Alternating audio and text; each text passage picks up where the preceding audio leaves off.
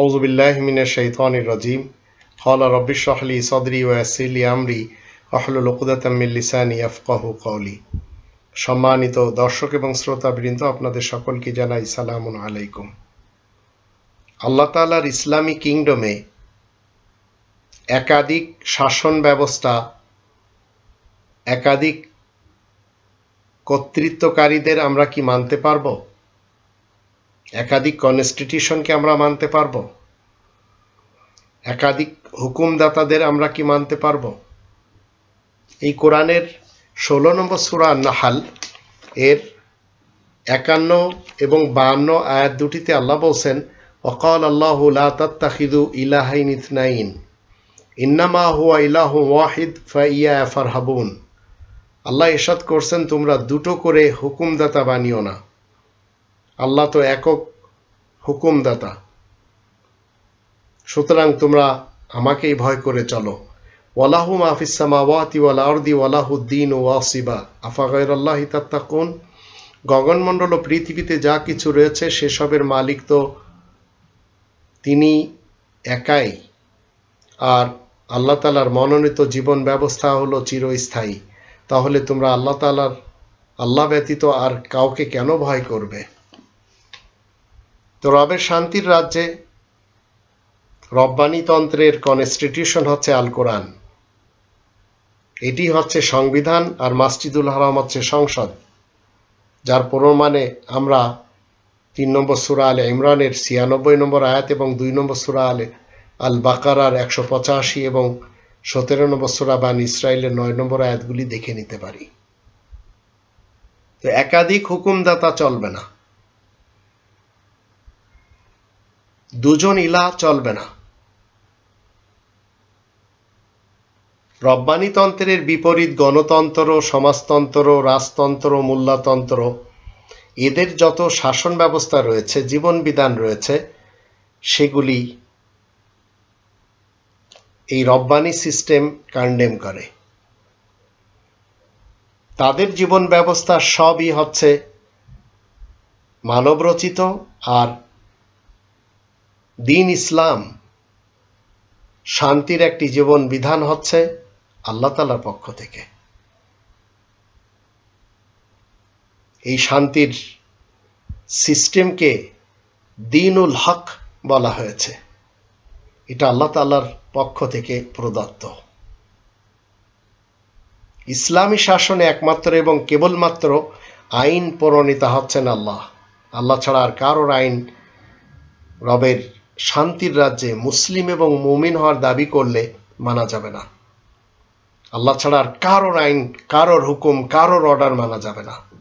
কোনো মুফতির বলেন, মুল্লার বলেন, কোনো স্বঘোষিত নবীর, কোনো স্বঘোষিত রাসূলের, কোনো স্বঘোষিত আবদাল, গাউস, কুতুব, আসলাফ, আকাবির, ইমাম মানা যাবে না।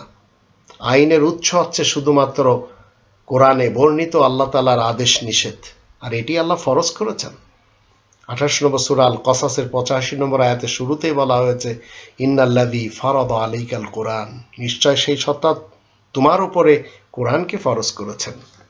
অপরদিকে গণতন্ত্র বলেন, রাজতন্ত্র বলেন, সমাজতন্ত্র বলেন, মোল্লাতন্ত্র বলেন, এদের কনস্টিটিউশনগুলি হচ্ছে সব মানব রচিত এবং কোরআন বিরোধী আইনের গ্রন্থ।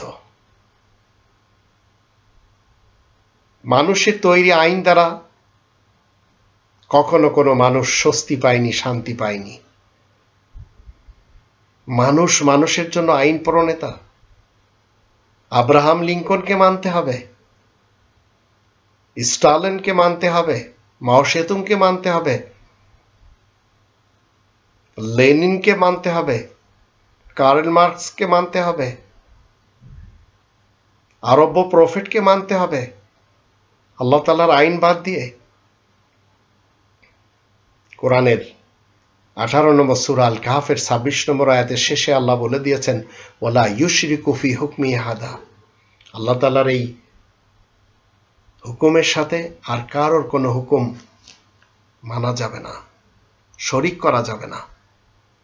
যারা মানুষের আইন মেনে চলেছে, আল্লাহ তাআলার আইন বাদ দিয়ে, তারা জঘন্য শিরিক করেছে। এরপরেও তারা নিজেদেরকে দাবি করে চলেছে তারা মুসলমান, শিয়া মুসলমান, সুন্নি মুসলমান, সালাফি।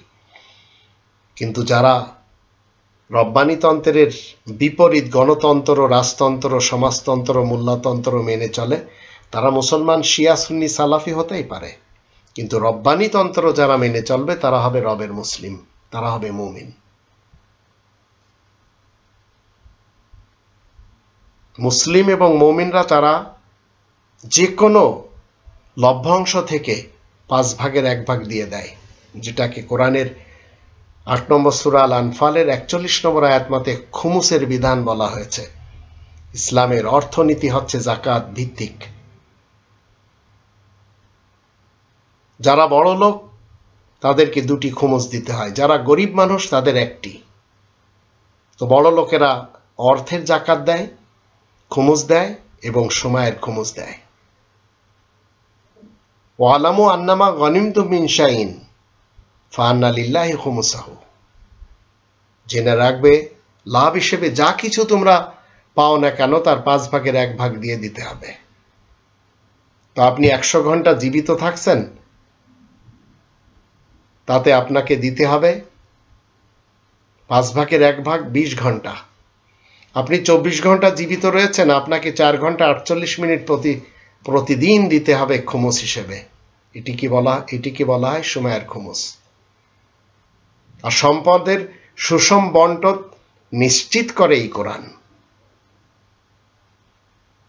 6 নম্বর সূরা আল আনআমের 141 নম্বর আয়াতের দৃষ্টিতে, 8 নম্বর সূরা আল আনফালের 41 নম্বর আয়াতের দৃষ্টিতে আপনাকে যে কোনো লাভের যখন আপনার হাতে আসবে তখন তার 5 ভাগের 1 ভাগ দিতে হবে।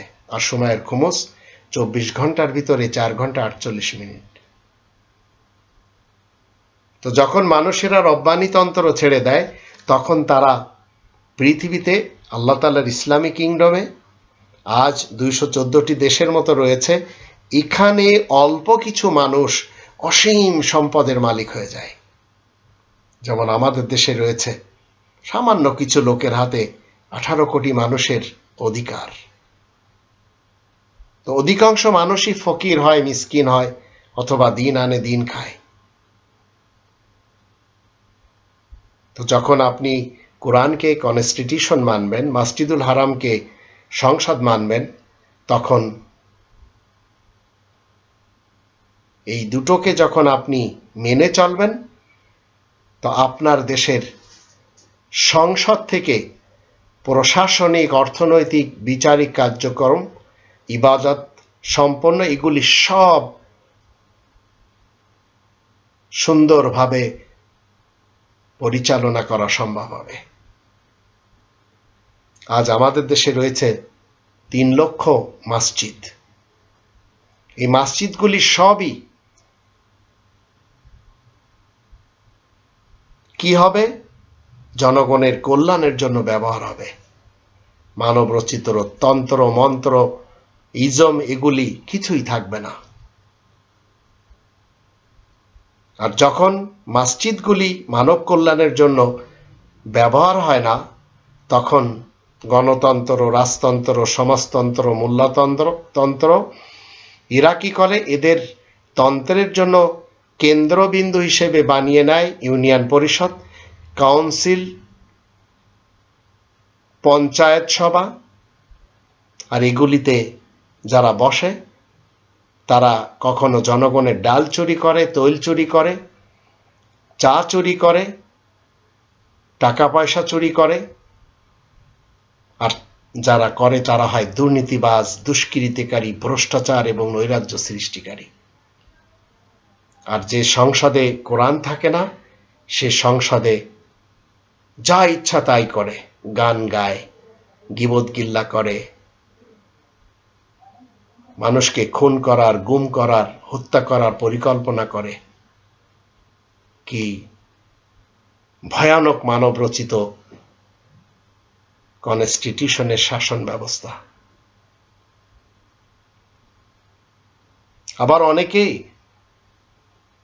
এই গণতন্ত্র, রাজতন্ত্র, সমাজতন্ত্র এবং মোল্লাতন্ত্র মেনে তারা কি করে? নামাজ পড়ে, তাহাজ্জুদ পড়ে, কোরআন পাঠ করে। আপনাকে আমাকে চিন্তা করতে হবে।